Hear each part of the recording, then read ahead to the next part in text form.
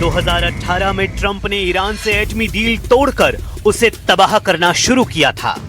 7 साल बाद 2025 में ट्रंप ने ईरान के परमाणु ठिकानों पर B-2 बंकर बस्टर बम से हमला किया था।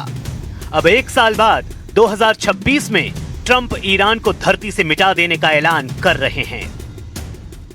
Well, they shouldn't be doing it, but I've left notification. Anything ever happens, we're going to blow the whole country is going to get blown up.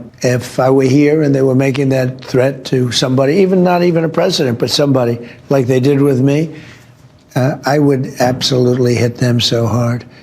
But I have very firm instructions. Anything happens, they're going to wipe them off the face of this earth. तो क्या अब Tehran को F-15 से जलाएगा America? क्या Isfahan पर फटेंगी Minuteman मिसाइलें? क्या Tabriz से मशहद तक मरघट बन जाएगा? अमेरिका के इरादे खौफनाक हैं। ट्रंप ईरान को कैसे दहलाएंगे, उसका ट्रेलर रिलीज हो चुका है।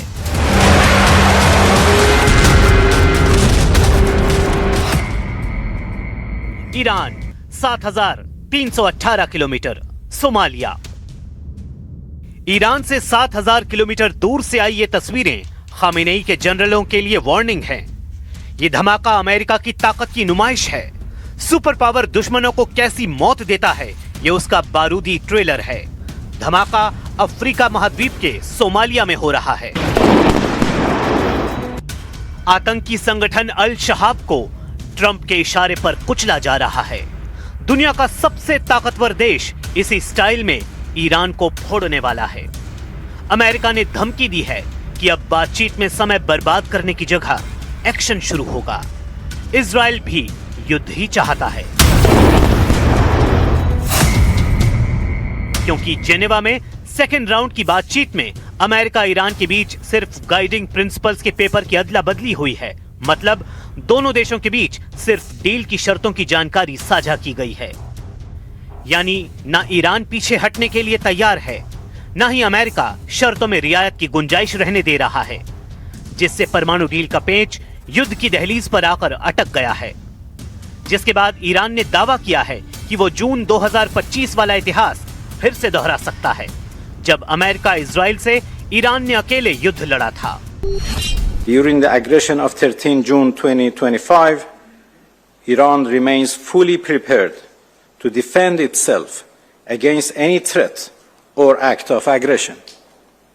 The consequences of any attack against Iran will not be confined to its borders. Iran की ये बातें ट्रंप का खून खौला रही हैं। प्रेसिडेंट ट्रंप अब इंतजार के मूड में नहीं हैं। अमेरिका का मकसद क्लियर है, उसे ईरान के एटमी हथियारों का सफाया करना है।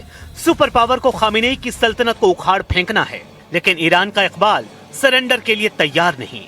ट्रंप के तल्ख बयानों पर सुप्रीम लीडर अली खामेनेई जोरदार पलटवार कर रहे हैं। ईरान ने अमेरिका से परमाणु डील वार्ता के बीच दुनिया में मौजूद सभी एटम बमों के खात्मे का मुद्दा उछाल दिया। असल में ईरान के निशाने पर इजराइल है, जिसका न्यूक्लियर प्रोग्राम दुनिया के लिए रहस्य है। हालांकि ट्रंप को ईरान के आरोपों की परवाह नहीं है। अमेरिका के उपराष्ट्रपति JD वेंस ने ऐलान किया है कि ईरान ट्रंप की खींची रेड लाइन क्रॉस कर चुका है, जिससे अब उस पर हमले का ग्राउंड तैयार हो चुका है। Have a very powerful military. The president's shown a willingness to use it. He also has a remarkable diplomatic team. He's shown a willingness to use that too. And so what the president has been very clear with the Iranians, and actually I just talked to Steve Witkoff and Jared Kushner this morning about some of their negotiations, is the United States has certain red lines. Our primary interest here is we don't want Iran to get a nuclear weapon. We don't want nuclear proliferation. ये बताने वाली बात नहीं कि America की military power पूरे Arab world पर भारी है। ये भी जग जाहिर है कि अमेरिका दुश्मनों के घर में घुसकर मारता है। ट्रंप ने ऑपरेशन मिडनाइट हैमर चलाकर ईरान के एटमी अड्डों को जला डाला था। लेकिन अब की बार ट्रंप इतना टाइम क्यों ले रहे हैं? अमेरिका अभी अपने हथियारों को ईरान के करीब भेज रहा है। अमेरिका के 2 जंगी बेड़े ईरान की स्ट्राइक रेंज में हैं। ब्रिटेन से अमेरिकी हथियारों की मूवमेंट खाड़ी देशों में शुरू हो चुकी है।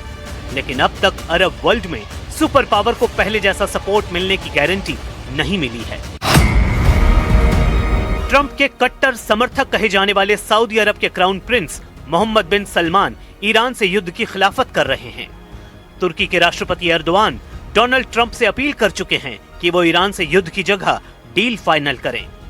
जॉर्डन के किंग अब्दुल्लाह परमाणु डील की पैरवी कर रहे हैं। ओमान अमेरिका ईरान की डील में मध्यस्थ का रोल निभा रहा है। कतर और संयुक्त अरब अमीरात ने भी अपनी जमीन से ईरान पर हमले की इजाजत नहीं दी है। मतलब अरब वर्ल्ड के मोस्ट पावरफुल देश ईरान के साथ खड़े दिख रहे हैं। इन देशों की मदद के बगैर अमेरिका का युद्ध में उतरना जोखिम भरा है। अली खामेनेई यूं ही नहीं सुपर पावर की मिलिट्री को जोरदार तमाचा लगाने की धमकी दे रहे हैं। रईस जमहूर आमरीका के ارتش ما قوی‌ترین ارتش دنیاست. قوی‌ترین ارتش دنیا ممکنه اونچنان گاهی سیلی بخوره که از جا نتوانه بلند شه.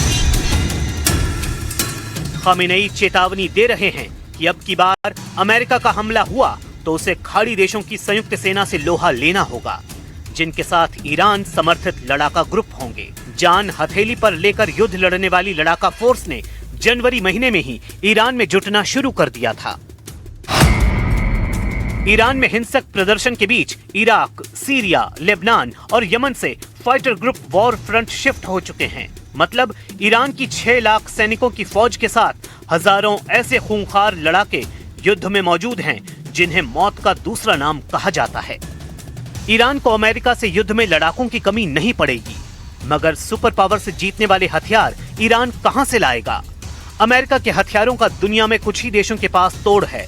वैसे भी अमेरिका ने ईरान को चारों दिशाओं से घेर रखा है और ये तैयारी आजकल में नहीं की गई। अमेरिका खाड़ी देशों में अघोषित तौर पर मिलिट्री राज चलाता है। ईरान के आसपास अमेरिकी सेना के कई मिलिट्री बेस हैं और इनमें कुल 40,000 से ज्यादा अमेरिकी सैनिक तैनात हैं।